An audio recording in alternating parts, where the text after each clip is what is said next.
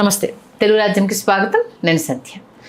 AP క్యాబినెట్కి సంబంధించి ప్రస్తుతం రసవత్తరమైన చర్చ నడుస్తోంది. ఈ మధ్యకాలంలో చూసుకుంటే చాలా సందర్భాల్లో సీఎం చంద్రబాబు నాయుడు గారే మంత్రుల పనితీరుకు సంబంధించి బాహాటంగానే అసహనాన్ని వ్యక్తం చేస్తున్నారు. ఈ నేపథ్యంలో మార్పులు చేర్పులు తథ్యమన్న వార్త ప్రస్తుతం చక్కర్లు కొడుతోంది. దీంట్లో ఎవరు క్యాబినెట్లోకి కొత్తగా ప్రవేశించబోతున్నారు, నిజంగానే రీప్లేస్ అనేది అంటే ఒకరి ప్లేస్లో ఇంకొకరిని తీసుకోబోతున్నారా, కొత్తగా మంత్రుల్ని తీసుకోబోతున్నారా అన్న వార్త పెద్ద ఎత్తున జరుగుతున్న నేపథ్యంలో ఆశావాహుల సంఖ్య, అలాగే ఆశిస్తున్న వారిలో ప్రముఖంగా వినిపిస్తున్న పేర్లు పెద్ద ఎత్తున వినిపిస్తున్నాయి. దీంట్లో చాలా రోజుల నుంచి పెద్ద ఎత్తున చర్చ జరుగుతున్న ఒక వ్యక్తి ఎమ్మెల్సీ నాగబాబు గారు. ఆయన జనసేన తరఫున ఎమ్మెల్సీ అనే విషయం తెలిసిందే. ఎమ్మెల్సీ అయిన తర్వాత ఆయన క్యాబినెట్లోకి తీసుకుంటారు, ముందు క్యాబినెట్లోకి తీసుకున్న తర్వాత ఎమ్మెల్సీ పదవి ఇద్దాము అన్నట్టు ఇలా రకరకాల చర్చలు మనందరికీ తెలిసిన విషయమే. కానీ ఆయనకు ఇప్పటికీ మంత్రి పదవి అందని ద్రాక్షలాగే ఉండిపోయింది.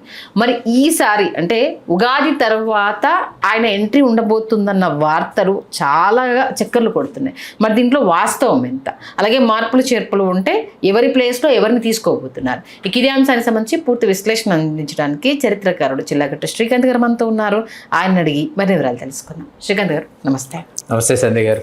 Almost deputy CM Pawan Kalyan అయిన తర్వాత ఇంకా నాగబాబు గారికి ఎంట్రీ సులభం అయిపోతుంది. ఆయన క్యాబినెట్లోకి వచ్చేస్తారు. ఖచ్చితంగా తమ్ముడు అన్నం తెచ్చుకుంటారు అన్న వార్తలు, తర్వాత ఆయన కొంత హోల్డ్ చేయడము, అంటే మళ్ళీ కుటుంబ పాలన తెర మీదకి వస్తుందేమో, మళ్ళీ మనం కూడా అదే రూట్లో రావద్దు అంటూ ఆయనను ఆపడము, తర్వాత ఎమ్మెల్సీ ఇవ్వడము, ఎమ్మెల్సీ అయిన వెంటనే ఆయన మినిస్టర్ అయిపోతారు అంటే ఇలా చాలా విన్నాము. బట్ అది బ్రేక్ పడుతూనే వస్తుంది.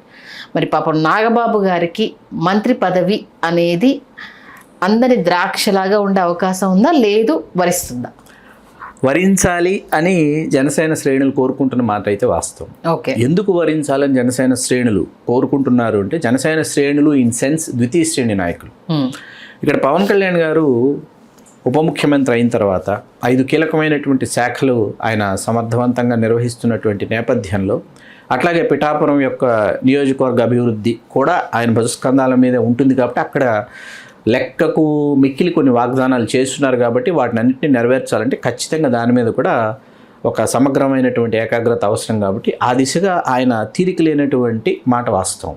ఓకే, అట్లాగే మరొక వైపు ఆయనకున్నటువంటి కమిట్మెంట్స్ ఏవైతే ఉన్నాయో సినిమాలకు సంబంధించి అవి నెరవేర్చాల్సినటువంటి, అంటే గతంలో ఉన్నటువంటి అడ్వాన్సులు కావచ్చు, గతంలో నిర్మాతల దగ్గర తీసుకున్న అడ్వాన్సులు వారి దగ్గర ఉండిపోవడం కావచ్చు, ఆ కమిట్మెంట్ని దృష్టిలో పెట్టుకొని తిరిగి ఇవ్వడం కంటే వాళ్ళకు ఒక సినిమా చేస్తే అట్లాగే అభిమానులను కూడా సినిమాల పరంగా సంతృప్తిపరిచినట్లు అవుతుంది అనేటటువంటి ఒక నిర్ణయం కావచ్చు.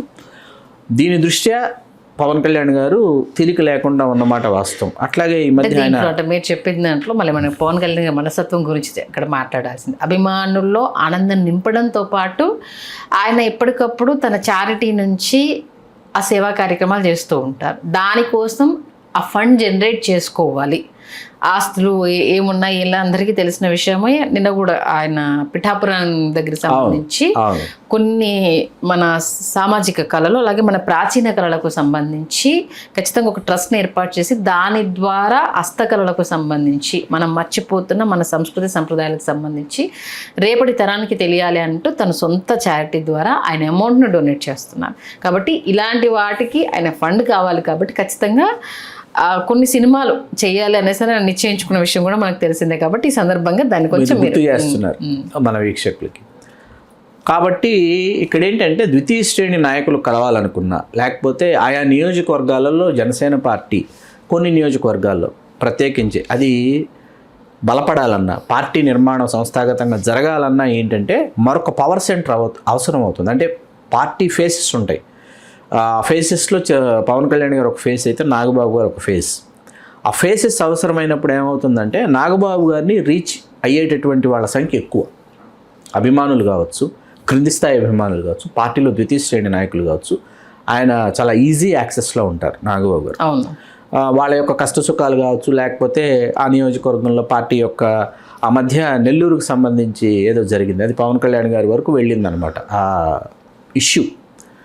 ఇట్లాగా వీటినన్నింటినీ మానిటరింగ్ చేయడానికి నాగబాబు గారి యొక్క సేవలు చాలా అవసరం. అంటే ఆయన పూర్తి స్థాయిలో ఆయన సేవలు ఆయన వినియోగించాలి. అందుకని ఆయన ఎమ్మెల్సీ అవ్వటం, చంద్రబాబు నాయుడు గారు స్వయంగా వారిని మంత్రివర్గంలోకి తీసుకుంటాం అనేటటువంటి లెటర్ కూడా రిలీజ్ చేయడం మనందరికీ తెలిసినటువంటి విషయం. అట్లా నాగబాబు గారు మంత్రి కావాలి అనేటటువంటి కోరిక జనసేన ద్వితీయ శ్రేణి నాయకుల్లో, అభిమానుల్లో, మరీ ముఖ్యంగా చిరంజీవి గారి అభిమానులు ఎవరైతే ఉన్నారో, పవన్ కళ్యాణ్ గారి అభిమానులు ఎవరైతే ఉన్నారో వీళ్ళందరిలో ఉంది, బలంగా ఉంది. దీనిని అంటే ఒక మంత్రి పదవి మాత్రమే ఇప్పుడు అక్కడ యాజ్ పర్ రేషియో 175 కాన్స్టిట్యున్సీస్ని డివైడ్ చేసేటటువంటి పర్సంటేజ్ అయితే వస్తుందో ఆ పర్సంటేజ్ ప్రకారం తీసుకుంటే 26 మంది మంత్రులు ఉండాలి, 25 మంది ఉన్నారు. ఇంకొక మంత్రి పదవిని భర్తీ చేయాలి. ఈ భర్తీ చేయాల్సినటువంటి పరిస్థితి నాగబాబు గారితో చేయాలి అనేటటువంటిది వచ్చింది. ఇక్కడ అంత క్రితం నిమ్మల రామానాయుడు గారు ఫ్రమ్ తెలుగుదేశం, కందులు దుర్గేష్ గారు ఫ్రమ్ జనసేన, వీళ్ళిద్దరూ కూడా ఏంటంటే ఆ ఉమ్మడి పశ్చిమ గోదావరి జిల్లా ఏదైతే ఉందో ఈవేళ ఆ జిల్లాలోనే వాళ్ళు పరిమితమయ్యి ఆ ఇద్దరు ఒకే సామాజిక వర్గానికి చెందినటువంటి ఆ ఇద్దరు అక్కడే ఉన్నారు. నాగబాబు గారు కూడా పశ్చిమ గోదావరి జిల్లాకు చెందినటువంటి రూట్స్, ఇట్లాంటిది ఏదో ఒక టెక్నికల్ ఇష్యూ ఒకసారి ఏదో తీసుకొచ్చారు. It's ruled out. ఎందుకంటే ఆయన ఎమ్మెల్సీ అయ్యారు, ఆయన తీసుకోవాలి. ఆయన జనసేన అధ్యక్షులు ఎవరైతే ఉన్నారో వారికి స్వయం సోదరులు కాబట్టి వారికి ఇవ్వాలి అనేటటువంటి ఇట్స్ వెరీ క్లియర్. అయితే ఒకటే ఇవ్వాలి. ఒకటి నాగబాబు గారికి ఇవ్వని పక్షంలో లేదా జనసేన తీసుకోని పక్షంలో, జనసేన తీసుకోలేదని అనుకుంటే ఇక్కడ ఇదే సామాజిక వర్గానికి చెందినటువంటి తెలుగుదేశానికి చెందిన గంటా శ్రీనివాసరావు గారు సిద్ధంగా ఉన్నారు. ఆయన ఎప్పటి నుంచో రాష్ట్ర మంత్రి కావాలనేటటువంటి దిశగా ఆయన పావులు అయితే ఆయన కదుపుతూ వస్తున్నారు. అయితే ఇక్కడ జనసేన దక్కించుకోవాలి, నాగబాబు గారు కాదు అంటే ఎవరు అని చెప్పి ఒక అంశం తెర మీదకి వచ్చింది.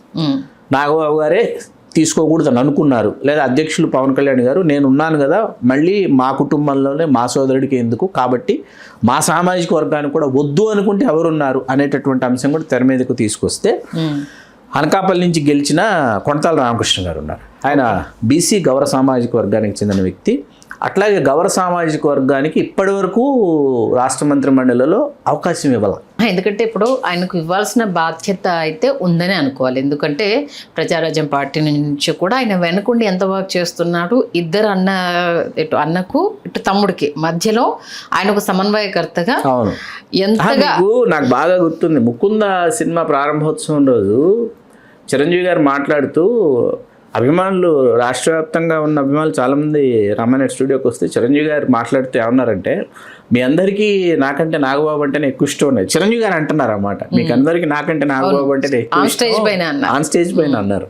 ఎందుకంటే మీకు రెగ్యులర్ యాక్సెస్లో ఉంటాడు అని చిరంజీవి గారు అని అన్నారు. కాకపోతే ఇక్కడ ఏంటంటే ఒక రాజకీయ విశ్లేషకుడిగా తెలుగుదేశం పార్టీ అంటే కూటమిలో ఉన్నప్పటికీ తెలుగుదేశం పార్టీ ఏంటంటే వెనుకబడిన తరగతులకి వెన్నుదన్నుగా నిలిచినటువంటి పార్టీ అనేటటువంటి పేరు తెలుగుదేశం పార్టీకి ఉంది. కాబట్టి గౌర సామాజిక వర్గం నుంచి గణబాబు గారికి అవకాశం ఇస్తే నిజంగా సందర్భోచితంగా ఉంటుందని నేను భావిస్తున్నాను. నేను చెప్పాను రీప్లేస్మెంట్లో ఆయనకి ఇంకో స్థానం నాట్ రీప్లేస్మెంట్ అండి, మీకు 25+1 అవుతుంది. +1 అంటే మార్పులు చేర్పులు చేద్దాము మినిస్టర్ అంటే మారిస్తే ఆ సామాజిక వర్గాలకి మళ్ళీ మీరు ఇవ్వాలి. ఓకే, మీరు ఒకవేళ వాళ్ళని తొలగించాల్సి వస్తే సామాజిక సమీకరణాలు అనేవి మీకు చాలా తప్పనిసరి అండి. అట్లాగే ప్రాంతీయ సమీకరణాలు కొన్ని ఉంటాయి. మీకు సామాజిక సమీకరణాలు, ప్రాంతీయ సమీకరణాలతో పాటు ఇక్కడ తెలుగుదేశం పార్టీతో పాటు ఇంకో 2 పార్టీలు మీకు ఇక్కడ కలిసి ప్రయాణం చేస్తున్నాయి. మీకు ఇక్కడ ఈ సమీకరణాలన్నీ దృష్టిలో పెట్టుకొని చెయ్యాలనుకున్నప్పుడు చాలా కత్తి మీద సామ్ అన్నమాట. ఇది చూద్దాం, ఉగాదికి అంటే మీ అంచనా ప్రకారం చూద్దాము అనేది పక్కన పెడదాం. ఎందుకంటే మీరు ఒక చరిత్రకారుడు, దాంట్లోనే సామాజిక వర్గాలకు సంబంధించి మీకు లోతైన విశ్లేషణ ఉంది. అంటే మనం ముందే చెప్పేస్తే దానివల్ల ఏంటంటే ఓకే ఈయనకి ఎంత వర్త్ ఉంది అనేది కూడా చూసే జనాలకు కూడా తెలుస్తుంది. కాబట్టి మీ అంచనా ప్రకారం నాగబాబు ఆఫ్టర్ ఉగాది తర్వాత మినిస్టర్ అవుతారా అవరా స్ట్రైట్? నాగబాబా గడబాబా అన్నది ఎదురు చూద్దాం. ఓకే, ఇద్దరు బాబుల్లో ఏ బాబు అన్నది ఎదురు చూద్దాం. ఇద్దరిలో ఒకరైతే అవుతారు. ఎవరు అనేది అప్పటి సామాజిక వర్గాల సమీకరణాల నేపథ్యంలో మనం ఎదురు చూడాలి. ఓకే, అది మొత్తానికైతే కర్ర విరగకుండా పాము చదవకుండా అయితే చక్కటి ఎండింగ్ అయితే ఇచ్చేసారు. అంటే ఇద్దరిట్లో ఎవరు వచ్చినా హ్యాపీ అంతే కదా. ఖచ్చితంగా సంతోషం. మీరు ఎక్కువ ప్రాధాన్యం మాత్రము గౌరబాబు గారికి ఇస్తున్నారు. గణబాబు గారికి గణబాబు గారికి ఇస్తాను. ఓకే, థ్యాంక్ యూ శ్రీకాంత్ గారు, చక్కటి విశ్లేషణ అందించారు. అలాగే మెగా ఫ్యాన్స్ కావచ్చు, ద్వితీయ సామాజిక అంటే జనసేనలో ఉన్న సామాజిక వర్గానికి సంబంధించి కావచ్చు, ఎవరు ఎక్కువగా కోరుకుంటున్నారు. ఆల్మోస్ట్ అయితే చాలామంది అయితే నాగబాబు గారిని మినిస్టర్గా చూడాలి అనేసి అనుకుంటున్నారు. వాళ్ళు అనుకున్న కోరిక అయితే నెరవేరాలి మనస్ఫూర్తి మనం కూడా కోరుకుందాం. థ్యాంక్ యూ అండి. థ్యాంక్ యూ సంధ్య గారు.